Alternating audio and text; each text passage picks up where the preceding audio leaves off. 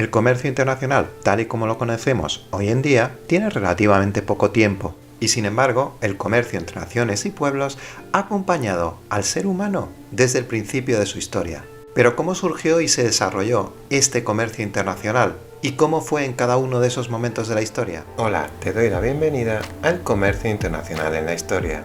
En este vídeo explicaremos el comercio internacional en lo que hemos llamado la época de las revoluciones, que va desde la Revolución Francesa en 1789 hasta la Primera Guerra Mundial en 1914.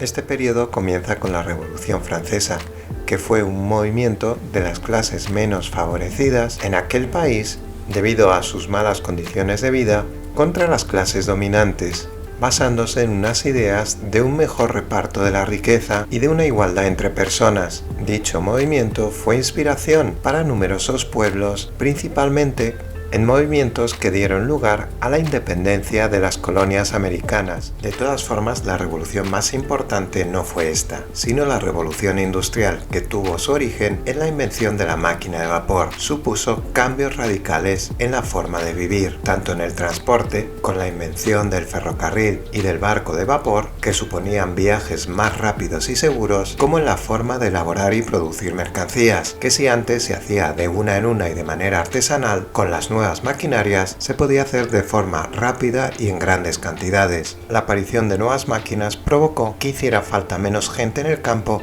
y más en la ciudad, que eran los lugares donde se construían las nuevas fábricas. A principios de esta época, los países europeos tenían dominios por todo el mundo, y el comercio internacional lo hacían grandes compañías públicas de cada país entre el país europeo, es decir, la metrópoli, y cada una de las colonias. Sin embargo, con el proceso de independencia de los diferentes países americanos, el comercio internacional se abre entre estos países y otros países europeos y también entre diferentes países americanos. También en esta época Europa se lanza a la conquista y colonización de África, y potencia sus relaciones comerciales con el imperio chino y el japonés.